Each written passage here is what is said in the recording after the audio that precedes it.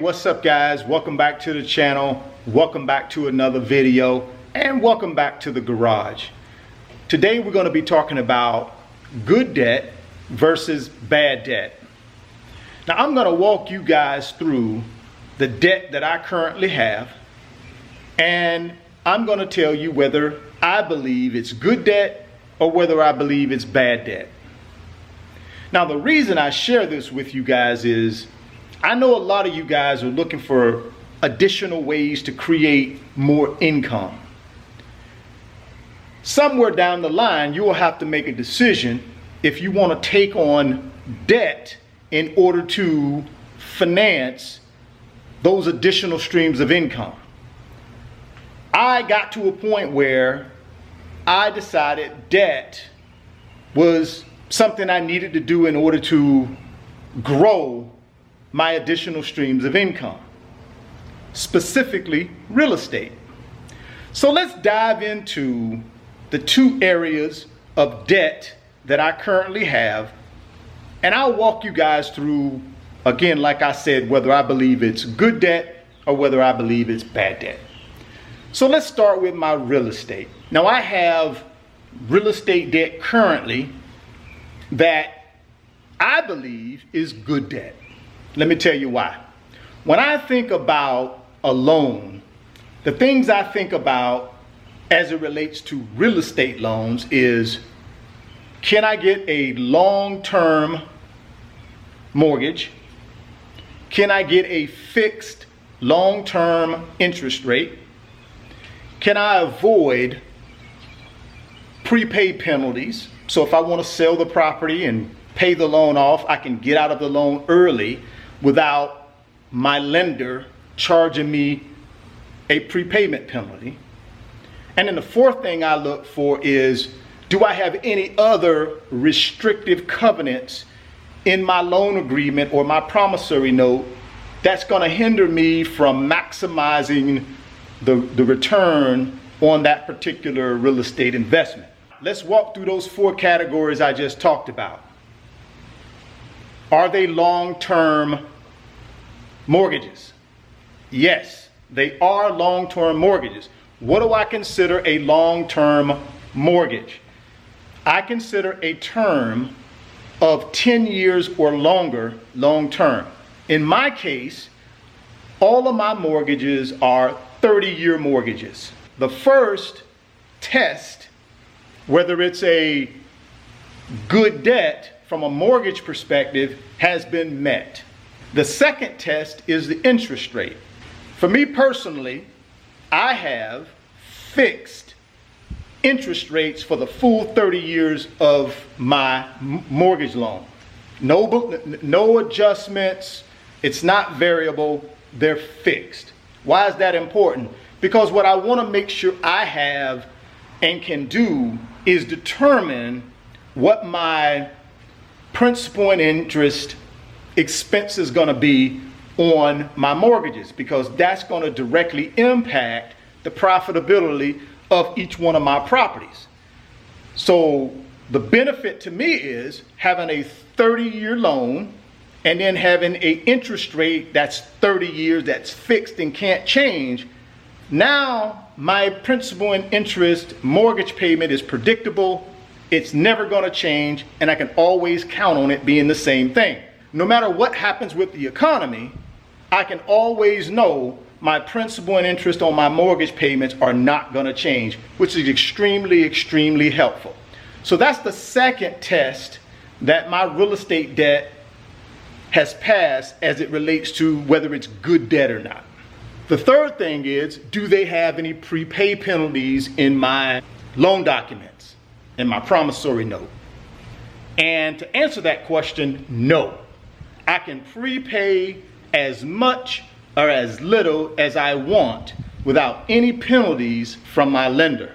Why is that important? Well, depending upon the size of your mortgage, can directly impact your exit profitability on that property if you got prepay penalties. Let me give you a prime example. Some lenders will put what they call a declining prepayment penalty, what they call a 5, 4, 3, 2, 1. So for instance, you take that mortgage out today, you decide you want to sell that property in 1 year, you may have a 5% prepay penalty. On $200,000 mortgage, that's $10,000 you're gonna have to pay that lender in order to get out of that loan, in order to sell that property. So your exit profitability is gonna go down by $10,000 because of that prepay penalty. None of my mortgages have prepay penalty. The third test is met to make sure that this is good debt on my mortgages on my properties. And then the fourth one is, are there any other restrictive covenants in my loan agreement or my promissory note that's going to affect the way I'm able to manage my property, and ultimately, is it going to cut into my ability to maximize the return on that property, either renting it out to a tenant or when I exit the property and get out of it. And in mine, guys, I have no restrictive covenants at all. I got the basic things in there. Got to keep insurance on the property, can't have hazardous substances on the property, that kind of basic stuff. But no debt service coverages, no any of that other restrictive stuff some lenders may want to put in loan documents. So in my opinion, guys, my real estate debt is good debt. You guys need to make sure when you're out there looking at real estate loans, make sure you get the longest term you can get. You get a fixed interest rate for as long as you can get it. Don't allow them to put prepayment penalties in your promissory note, and don't allow them to put other restrictive covenants that will limit or dictate the way you manage your property. So let's move on now to the cars. Let's move on to the 458. Let's move to the GT3 and the SL63, and let's talk about the debt on these three. Now, I have debt on all three of these cars. You guys know I don't believe in buying cars in cash, although a lot of people disagree with that. That's okay. That's their prerogative. I don't consider car loans, at least the car loans that I currently have, bad debt. Let me tell you why. The money that I could have taken out of my bank account and purchased these cars is in investments right now, making a higher return than what I'm paying for an interest rate on each of these loans. So let's take a look at the 458. The interest rate on the 458 is 3.74. The interest rate on the GT3 is 3.50. The interest rate on the SL63 is 2.50. Now let's get to why I don't consider these bad debt. As I just mentioned, the money that I could have taken out of my investments and paid for these cars cash, they're sitting in investments yielding 10, 15, 20% returns for me. So when you look at the 2.50 interest rate on the SL63, you look at the 3.5% interest rate on the GT3, you look at the 3.74 interest rate on the Ferrari, you can quickly understand why I don't consider these loans bad debt.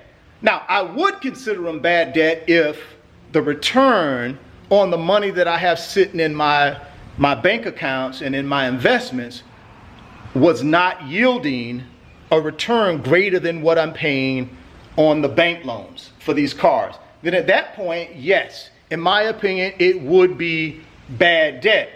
But anytime you're taking cash that you would have spent to purchase these cars outright, but you take that cash and you invest it, and you're getting a 10, 15, 20% return on that money versus the low interest rates I have on these cars, it's a no-brainer for me, guys. 100% of the time I will do that. And that's the reason I don't consider the loans on my car is bad debt. Now, I know some folks out there will disagree with that, and that's okay. I'm only giving you guys my opinion as it relates to the debt that I currently have on my real estate investments and on my car loans. I just wanted to give you guys my thought process on what I believe good debt versus bad debt is, and why I consider the debt I have good debt. Drop me some comments in the comment box below and let me know what you think. Am I crazy? Do you guys agree with me? Do you disagree with me? Let me know. And give me some of your stories of your debt that you currently have. Let me know, do you think it's bad debt or good debt, and why? Well, all right, guys. Thank you for stopping by for a few minutes and checking out this video. I try to put this content out there so you can understand my investment strategy and what I'm doing to be able to put myself in a position to afford the things that I have, my real estate and the luxury cars and the luxury watches that I own. This is how I do it. And this is how I invest my money, and this is how I leverage myself and I leverage my investments in order to maximize the return on the money that I have. If you're stopping by the channel for the first time, please consider subscribing, share the video, and give me a thumbs up. It helps the channel and it helps me out as well. But as always, guys, keep chasing greatness, and I will catch you guys on the next video. Peace.